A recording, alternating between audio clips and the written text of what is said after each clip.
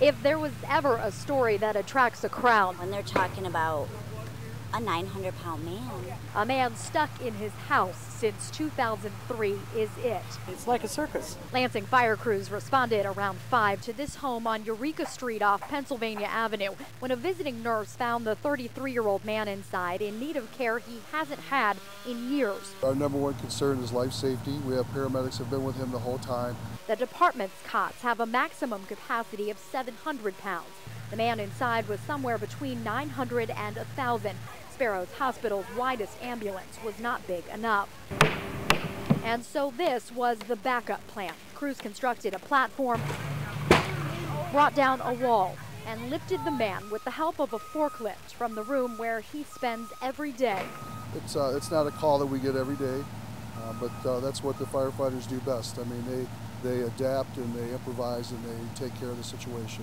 Though unusual, This is weird. And perhaps tragic, it is not the first scene of its kind in Lansing. Our cots are stronger today than they ever were before.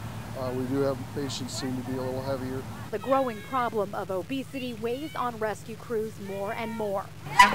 This man was transported to Sparrow Hospital just down the street in a flatbed. There, crews say he can get the medical attention he needs. In Lansing, Beth Shane, News 10. It's a scene straight out of a movie. Cars crushed, trucks jackknifed, and drivers caught in the middle of the devastation. Scary, very scary. As soon as I hit, I waited for about 40 seconds and somebody hit me. Investigators say nearly 50 cars piled up after slamming into each other one by one on the icy roads. Drivers tried to put on their brakes. We put our brakes on and it just would not do nothing. I put them off and on 3, 4 times. We finally got stopped just up there by the pileup. But they couldn't see what was coming. Can't see nothing, and all of a sudden, about 100 feet away, there's a bunch of cars stopped in the road, and hang on. 4 involved in an accident. It all started Saturday around 10:40 a.m. when one vehicle ran into the ditch on I-94 westbound in Blackman Township. And from there, the accidents escalated out of control. When the accident started behind us, a chain reaction from that one, people just weren't slowing down due to the bad road conditions and the whiteout with the snow. And then those vehicles started in an accident behind us with the jackknife semis and then just progressed from there. This pickup truck caught fire after slamming into a semi, and all 14 people were injured in the chaos, some of them children. There was a couple minor injuries involving children. So I've had a couple like this before, but this is definitely one of the worst ones I've been on. Onlookers watched the shocking scene from above while drivers down below sat in disbelief. Oh, it was terrible. Well, I'm just very thankful I'm here and we didn't get hurt. In Blackman Township, Tiffany Teasley, News 10.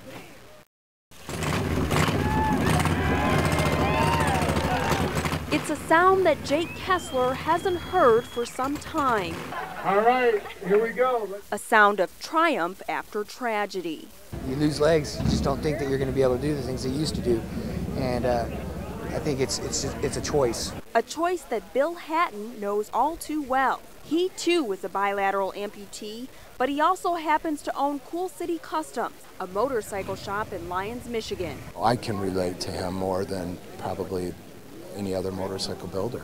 Hatton heard about Kessler's journey of risk after being struck by an IED while serving in Iraq in 2006. Now he's giving his fellow biker the ultimate reward. He wanted to help me out and wanted to get me back up on a motorcycle. And him being a bilateral below-the-knee amputee himself, he had a personal interest in it. I wanted to build a bike that Jake wanted. The challenge was to build a bike that he could ride. A customized motorcycle that Kessler can operate with his own hands. It's amazing. This is what I've been wanting to get. In the company of hundreds of bikers, the strangers turned friends lead a journey of generosity. It's just a freeing feeling, to be able to go out there and get the wind in your face and go. Out on the open road, it's a dream ride that's become a reality. In Portland, Tiffany Teasley, News 10. David, Jim Bono was the first Jackson police officer to be shot and killed in the line of duty since 1978. And folks out here in the neighborhood where it happened, the house is just behind me here, are upset about this. We have breaking news tonight. A woman is dead after a wrong-way crash on I-96 in Ingham County. News 10's Jamie Edmonds is live at the scene tonight. Jamie, what happened?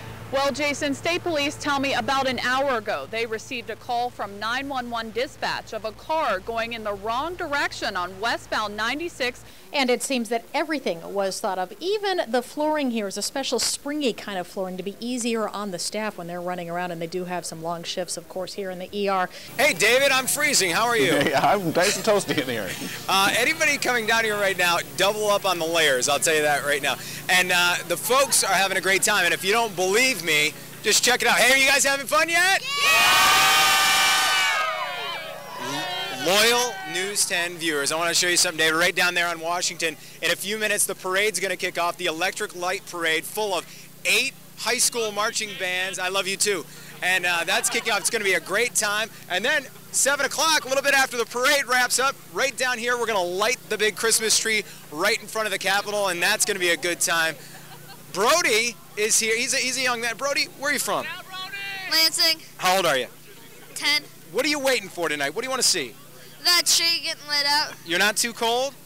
No, because I got boots and gloves and a really big coat. Hey, David, you know, in about a minute and a half, we're going to conduct an analog digital readiness test. And if this looks a little weird, the setup we have here in a few moments, just give it some time. You might get used to it. The point is we want to try and reach as many viewers at once as we can to get you ready for this digital switch coming in February.